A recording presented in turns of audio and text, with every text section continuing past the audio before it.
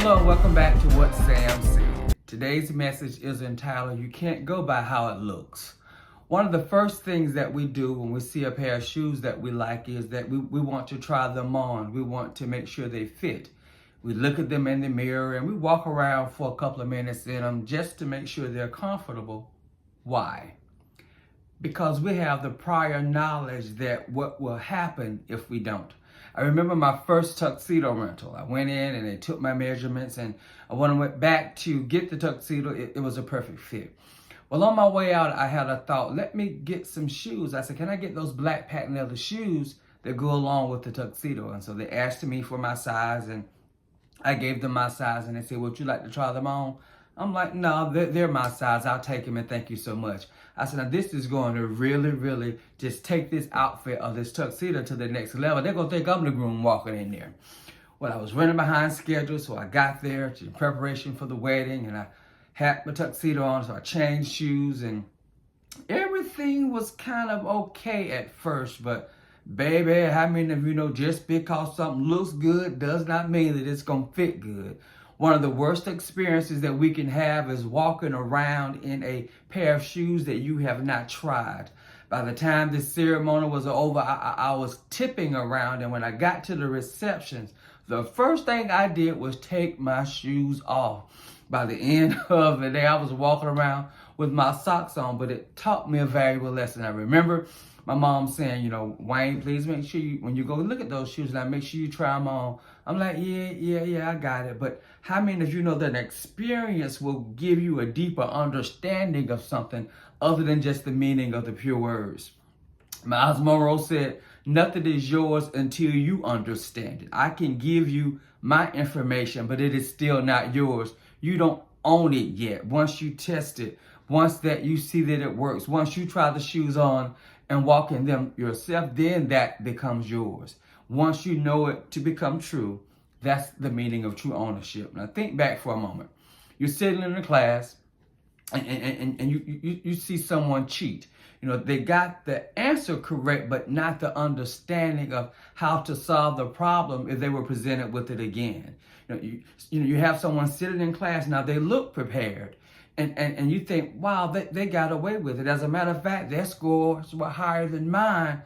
But unless it is time for you to walk in the shoes of application of something, you may think that you understand it. You may sit in the classroom and have on the same uniform as everybody else, the khaki pants and the yellow shirt. And the difference is that you found out that that was a counterfeit understanding of the skills and knowledge needed in order to advance to the next level.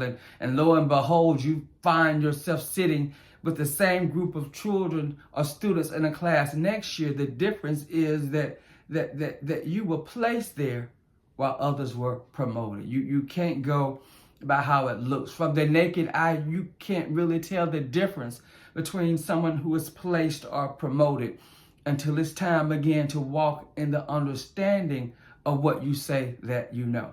I remember discussing the difference between a student being placed or promoted and trying to get a parent to agree to some plan of support for the fall term when it came. And this was years ago, but I never forgot what she said. She said, Mr. West, I don't care what you call it, placed, promoted, or put. As long as my child gets to the next level, that's all that I care about. And I thought about it. I said, that's how some of us are. We don't care as long as we can look the part. We don't care that we don't meet the minimum requirements for the job. We just want the job as long as we're sitting down and we think no one will notice the uncomfortableness of our shoes. We look just as good as everyone else until it's time to get up and walk. That's why we have to be careful about who we connect with. You assume everyone around you went through the same process of preparation that you did, and true enlightenment occurs when you need someone to stand in agreement with you. When it comes time for the application of knowledge to be exercised, when it comes time to work out that problem again, that's when you find out that they were placed. You thought they could help you. They got the information, but they didn't get the revelation. Think about the parable of the 10 virgins. 5 were wise and 5 were foolish. The wise took extra oil with them. The foolish did not. when the call came to meet the bridegroom, it says in Matthew 25, verses 8 and 9, and the foolish said to the wise, give us of your oil, for our lamps are going out. And the wise answered, saying, not so, lest there not be enough for us and you. Now, what were they saying? No, I remember the last time I gave you some of my oil and you never paid me back. See, prior exposure brings about some experience. I've been here before. I can still recall when my favor to you caused a failure for me. What were they saying? No, you're going to wear flip-flops to a construction site, and now you're going to ask me to take off my steel-toe boots. No, this time you're going to have to get it on your own. What Sam said, what people don't know about the you that was sitting in the class in August and the you that is preparing for graduation in May is that your preparation has shifted you to another level. They don't know what you've done in secret. They don't know the sacrifices that you've made. And truth be told, some folks don't care. They just want your oil. They just want your anointing. See, they're sitting back in class again, looking at your paper thinking, work then, will work now. However, in the spirit, your answer sheet has elevated one level up. What they see as your number one is really your number two. So they're so busy trying to copy you, they didn't take the time to read the questions, because if they did, they would have realized that they were off. That is what a counterfeit mindset would do.